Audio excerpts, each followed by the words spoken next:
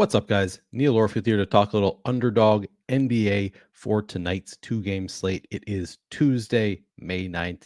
We just have two games on the board tonight. We've got the Sixers and the Celtics, the Suns and the Nuggets. And I'm going to be doing a little draft with these two games. While you're coming in, please do like the video, subscribe to the channel if you haven't already, and hit that notification button so you can get alerts when our shows go live.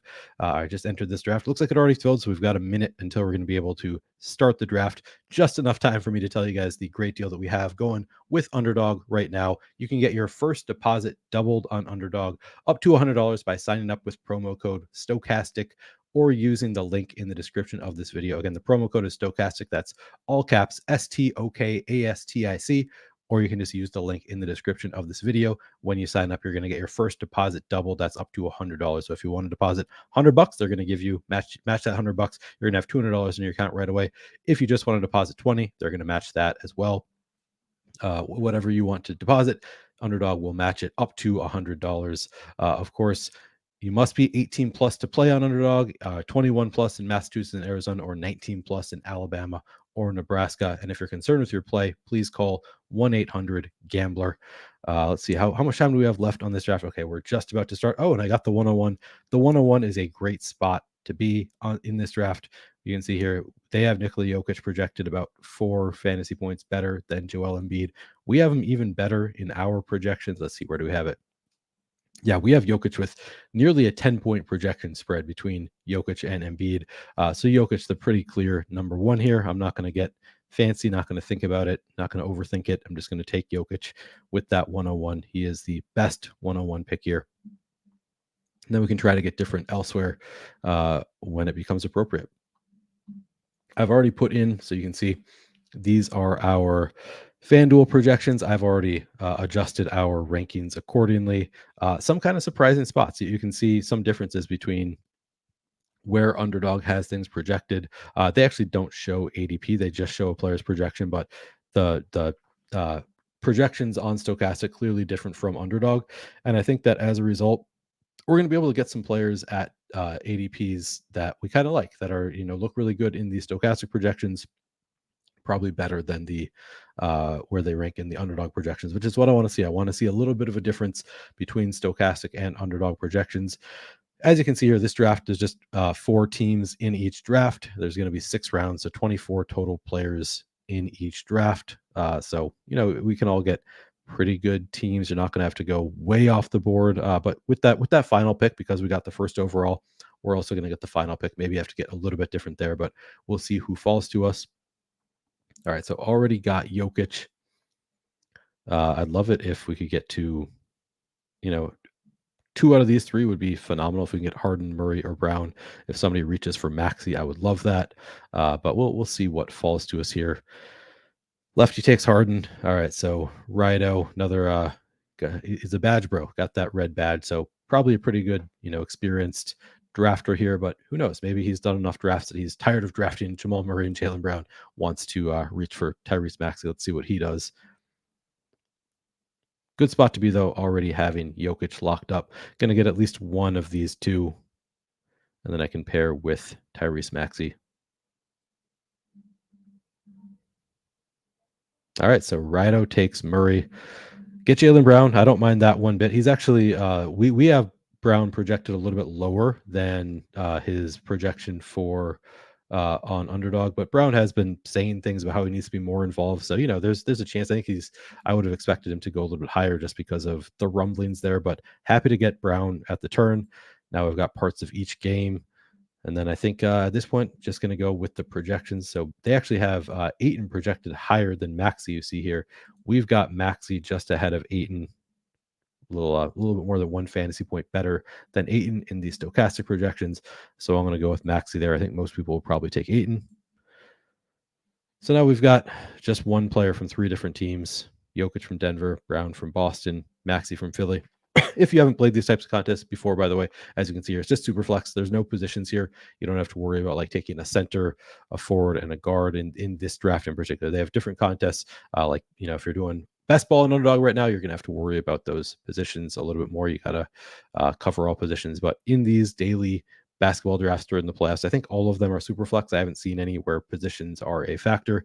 So you kind of just take the best available, which is why I just update according to the Stokastic projections, and I'm going to be able to get a little bit different and just take basically the best available most of the time. There are going to be some decision points where I'm going to want to get a little bit weird.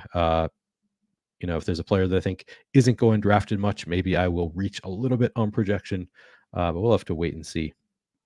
One player I have in mind for that is TJ Warren, who for some reason has zero projection at underdog. I don't know if I'm missing something here, but he's been in the rotation the past couple games for the Suns. TJ Warren has played 26 and then 19 minutes in the last two games. Those are both, competitive games. So I feel like I'm missing something here, but we have TJ Warren projected to play just under 20 minutes today.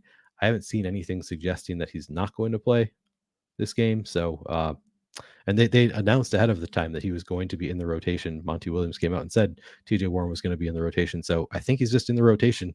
He's a player that I'm going to maybe consider taking with that last pick, assuming that people aren't drafting because of that zero projection, which maybe isn't a fair assumption. Maybe some people are. But all right, I'm going to continue. I'm going to take one more from Philly, one more from Boston. At this point, just continuing with the highest on our board. I could take Campaign instead of Derek White. That is a tough spot. So they've got Campaign projected better. How big is the difference here? We've got Campaign at 23, a little bit more than a point. Derek White ahead of Campaign by a little bit under a point here. All right. I'm just going to go with Derek White. They have Campaign projected better, so he's probably going in that spot more often. I'm going to trust our projections there. And now I've just got one final pick, which is the 24th pick, final pick in the draft. And looks like I might be able to get TJ Warren here if I want to. So we've got TJ Warren. I'm still pretty far down the board. Like, I don't know if he is the top 24 here. I haven't counted it out where he actually is in our projections. But with that projection of 0 on underdog, I kind of feel like he's a spot that like he's going to go undrafted in most drafts. We'll see who's available there. If it's if it's one of these three, I'll probably just take them over TJ Warren. If it's all the way down here at like a Koji, which I guess it's not going to be at this point. There's only 3 more picks before me. Yeah, they just took Jock Landale. All right, I'm probably not going to end up because I can looks like I can get Bruce Brown, D'Anthony Melton, or Robert Williams, who I think are all preferable to me over TJ Warren.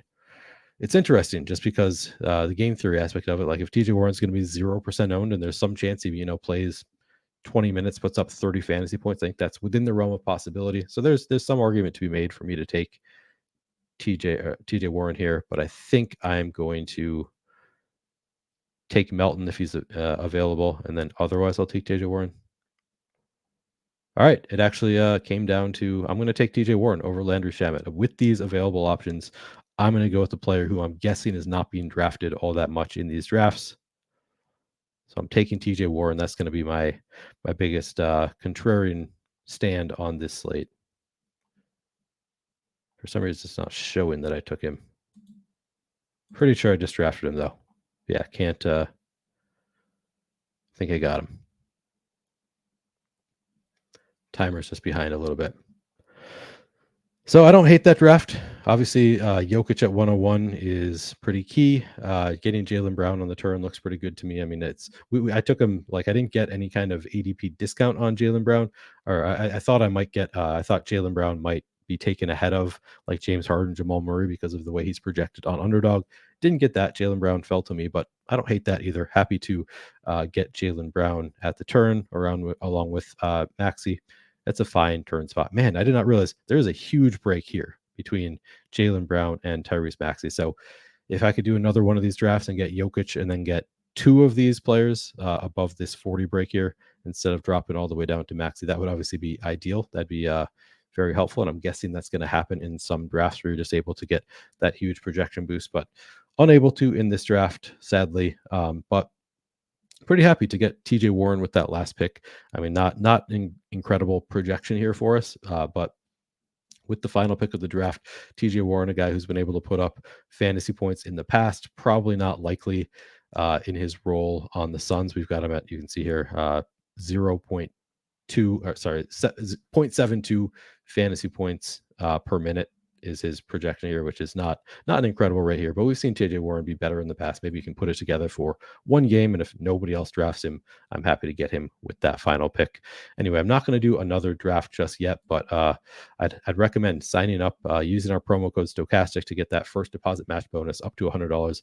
And also, if you are not signed up for the tools, highly recommend checking these out, because just having these, seeing where the projection breaks happen, seeing where our projections are different from the underdog projections, I think can be really helpful in kind of understanding where you can get players past ADP, where you can maybe take some stands that are going to be a little bit contrarian when we have projections that are a little bit different, such as with TJ Warren, but there are other spots like that as well. Anyway, that is going to do it for this video. Hope you can find some success using a similar strategy to this one tonight.